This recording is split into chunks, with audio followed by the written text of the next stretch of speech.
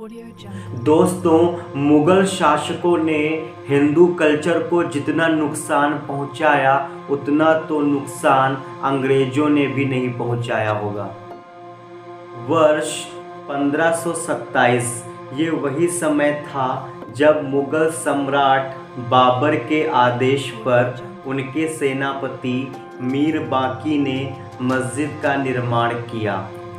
दोस्तों, इस मस्जिद को विवाद का नाम इसलिए दिया गया क्योंकि इसका निर्माण ही एक मंदिर को तोड़कर किया गया था। बताया जाता है एक समय पर मस्जिद की जगह पर श्री राम का मंदिर था। इस मंदिर को श्री राम का जन्म स्थान बताया जाता है। इस मस्जिद का नाम बाबरी मस्जिद रखा गया और इसके निर्माण के बाद से ही हिंदू मुस्लिम दंगे होते रहे हैं। पर 1853 में एक ऐसा दंगा हुआ जिसके प्रमाण इतिहास में भी मिलते हैं। नमस्कार दोस्तों, मैं हूं सचिन और आप देख रहे हो आपका favourite channel the sweetness of English. आज की इस वीडियो में मैं आपको राम मंदिर से जुड़े हुए कुछ अहम पहलुओं से अवगत कराऊंगा। साथ ही मंदिर मस्जिद विवाद को लेकर के मैं अपनी राय भी आपको दूंगा। वर्ष 1885 में महंत रघुबर दास ने फैजाबाद जिला कोर्ट में अपील की थी। जिला जज ने कहा क्योंकि मस्जिद का निर्माण 356 साल पहले हो चुका है, लिहाजा इस पर फैसला देना मुनासिब नहीं है। इस अपील में महंत रघुबर दास ने ये बात कही थी, ये बाबरी मस्जिद एक मंदिर को तोड़कर बनाई गई मस्जिद है। महंत रघुबर दास ने इस मस्जिद को हटाए जाने और एक भव्य मंदिर बनाने की मांग की थी। आज़ाद भारत में पहली बार 22 दिसंबर 1949 की रात को मंदिर मस्जिद का विवाद सामने आया, जब कुछ हिंदुओं के द्वारा 22 दिसंबर 1949 की रात को विवादित जगह के अंदर रामलला की मूर्ति प्रकट होने का दावा किया गया था। उधर मस्जिद की तरफ से सुन्नी वक्फ बोर्ड के वकील जफर याब जिलानी का दावा था मूर्ति प्रकट नहीं हुई बल्कि उसे चोरी छुपे रखा गया। 1986 ये वो समय था जब प्रधानमंत्री राजीव गांधी के प्रयासों से जिस जगह मूर्ति प्रकट होने की बात हो रही थी वहां पर लगा ताला फैजाबाद जिला जज के आदेश पर खोल दिया गया था, क्योंकि राजीव गांधी को भी बड़ी संख्या में हिंदू वोट दिखाई दे रहे थे। कहीं न कहीं राजीव गांधी ने हिंदुओं को राम के नाम पर प्रलोभन दिया था। दोस्तों, गौरतलब है इसके बाद कभी भी कांग्रेस ने राम मंदिर के लिए कुछ भी नहीं किया। भारतीय जनता पार्टी के दिग्गज नेता लाल कृष्ण आडवाणी ने 25 सितंबर 1990 को सोमनाथ से अयोध्या तक 10,000 किलोमीटर की रथ यात्रा का ऐलान किया। रथ यात्रा का उद्देश्य था एक आंदोलन करना, एक आंदोलन वो भी राम मंदिर निर्माण के लिए। इस आंदोलन में बीजेपी के अलावा विश्व हिंदू परिषद, संघ और बजरंग दल के लोग भी शामिल थे। 2 नवंबर 1990 का दिन एक काले अध्याय के समान है। इसी दिन उत्तर प्रदेश के तत्कालीन मुख्यमंत्री मुलायम सिंह यादव के अलोकतांत्रिक आदेश पर अयोध्या में कार सेवकों पर पुलिस ने अंधाधुंध गोलियां बरसाई थीं, जिसमें 16 कार सेवक शहीद हो गए थे। इस घटना के बाद मुलायम सिंह को सीएम पद से इस्तीफा देना पड़ा, पर वो मुस्लिमों के मसीहा बन चुके थे।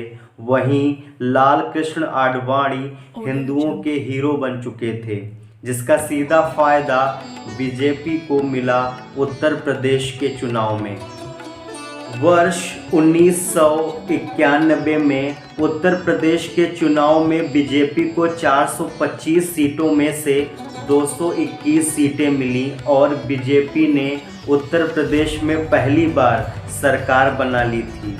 ये वही बीजेपी है जो उत्तर प्रदेश में कुछ ही सीटों पर सिमट जाती थी, पर इस बार राम के नाम पर सरकार बनाने में सफल हो गई थी। फलस्वरूप कल्याण सिंह को उत्तर प्रदेश का नया सीएम बनाया गया। इसी वर्ष 1991 में बीजेपी ने सुप्रीम कोर्ट में एक याचिका डाली। इस याचिका में कार सेवकों को फिर से अयोध्या में कार सेवा करने की मांग की गई। 28 नवंबर 1992 को सुप्रीम कोर्ट ने कार सेवा करने का आदेश तो दिया, पर यह भी कहा उत्तर प्रदेश में किसी भी प्रकार के सांप्रदायिक दंगे या अशांति के लिए कल्याण सिंह जिम्मेदार होंगे और उन पर कार्यवाही की जाएगी। 6 दिसंबर 1992 को सुरक्षा के पक्के इंतजाम किए गए थे। दोस्तों, आपकी अदालत में कल्याण सिंह ने बताया उन्होंने अधिकारियों से बोल रखा था ढांचे की सुरक्षा तो की जाए, पर इसके लिए कार सेवकों पर गोली बिल्कुल भी न चलाई जाए। पर हुआ वही जिसका अंदाजा सबको था। कार सेवकों ने 6 दिसंबर 1992 की शाम तक बाबरी मस्जिद को तबाह कर दिया था।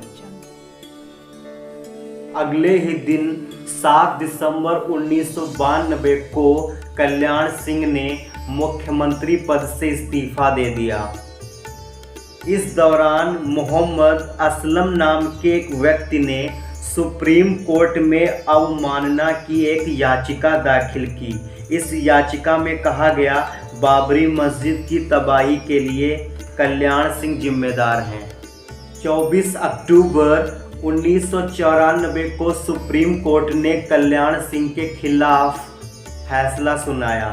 सुप्रीम कोर्ट ने कहा अदालत की अवमानना ने देश की धर्मनिरपेक्षता को प्रभावित किया है।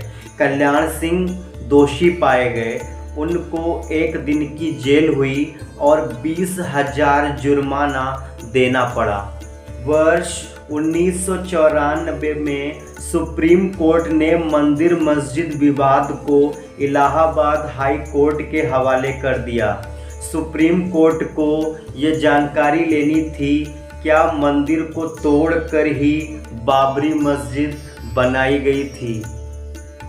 इलाहाबाद हाई कोर्ट ने आर्कियोलॉजिकल सर्वे ऑफ इंडिया से रिपोर्ट मांगी क्या वास्तव में मस्जिद के नीचे किसी मंदिर के अवशेष हो सकते हैं। आर्कियोलॉजिकल सर्वे ऑफ इंडिया ने इलाहाबाद हाई कोर्ट को अपनी रिपोर्ट में बताया कि वास्तव में मस्जिद के पहले कोई तो मंदिर था। 30 सितंबर 2010 को इलाहाबाद हाई कोर्ट ने भी इस बात को स्वीकार किया कि मंदिर को तोड़कर ही बाबरी मस्जिद बनाई गई थी। दूसरी तरफ सुन्नी वक्फ बोर्ड इस फैसले से बिल्कुल सहमत नहीं थे, लिहाजा मंदिर मस्जिद मामला एक बार फिर से सुप्रीम कोर्ट पहुंचा। फाइनली 9 नवंबर 2019 को सुप्रीम कोर्ट ने एक ऐसा फैसला दिया जिसमें न कोई हारा न कोई जीता। अयोध्या में राम मंदिर भी बनेगा और मुस्लिम पक्ष को मस्जिद बनाने के लिए ज़मीन भी मिलेगी। सुप्रीम कोर्ट ने 500 साल पुराने विवाद को हमेशा के लिए ख़त्म कर दिया। जो मुकदमा 100 साल तक अंग्रेज नहीं सुलझा पाए, जो मुकदमा आज़ादी के बाद 70 सालों तक अदालतों में उलझा रहा, उस पर आज 9 नवंबर 2019 को सुप्रीम कोर्ट ने फैसला सुना दिया। दोस्तों, मेरी राय में मंदिर मस्जिद विवाद इतना भी कॉम्प्लिकेटेड नहीं था।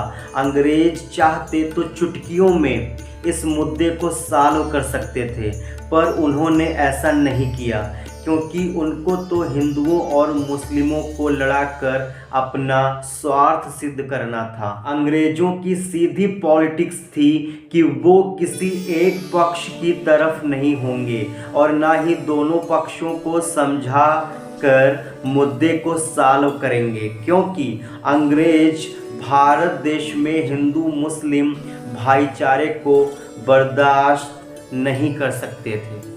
आज़ादी के बाद कांग्रेस सत्ता में आई, पर उस पॉइंट ऑफ टाइम तक भारत देश गरीबी और भुखमरी को झेल रहा था। लिहाजा सरकार के ऊपर जिम्मेदारी थी देश के दूसरे अहम मुद्दे जैसे शिक्षा, गरीबी, अस्पताल, इन पर ध्यान देना। राजीव गांधी के प्रधानमंत्री बनने तक कांग्रेस ने देश की सबसे बड़ी धर्मनिरपेक्ष पार्टी का तमगा ले लिया था। लिहाजा कांग्रेस मंदिर मस्जिद जैसे मुद्दे को तूल नहीं देना चाहती थी। दूसरी ओर बीजेपी खुद को धर्मनिरपेक्ष तो मानती थी, पर अंदर ही अंदर राम मंदिर के लिए प्रयासरत थी। दोस्तों, ये सही बात है, देश की सबसे बड़ी ताकत सुप्रीम कोर्ट है, पर केंद्र की सरकार पर भी बहुत कुछ निर्भर करता है। देखा जाए तो 1999 से 2004 तक बीजेपी की सरकार थी केंद्र में, पर मुझे नहीं लगता राम मंदिर को उस टाइम पर इतनी इम्पोर्टेंस दी गई थी। पर 2014 के लोकसभा चुनाव के पहले से ही बीजेपी की सरकार बनने और राम मंदिर बनने के कयास लगाए जा रहे थे। जब पहली बार योगी आदित्यनाथ को यूपी के सीएम पद के लिए चेहरा बनाया गया, तब हिंदुओं का विश्वास और तीव्र हो गया। ये बात भी सच है, सीएम योगी आदित्यनाथ ने अयोध्या में राम मंदिर को प्राथमिकता दी। दोस्तों, कितने दुख की बात है, भारत जैसा देश, जिस देश में श्री राम सदा हिंदुओं के आदर्श रहे हैं, श्री राम के ही देश में श्री राम के मंदिर को बनने में 500 साल लग जाते हैं। 9 नवंबर 2019 को सुप्रीम कोर्ट द्वारा दिया गया फैसला पहले भी दिया जा सकता था, पर सुप्रीम कोर्ट ने राम मंदिर को प्राथमिकता नहीं दी। मैं तो इतना ही कहूँगा, हिंदू होने पर मुझे गर्व है। हिंदुस्तान मेरी जन्मभूमि है, कर्मभूमि है। श्री राम मेरे इष्ट देव हैं। राम मंदिर करोड़ों हिंदुओं की आस्था का केंद्र है। अयोध्या में राम मंदिर नहीं बनेगा तो फिर कहाँ बनेगा?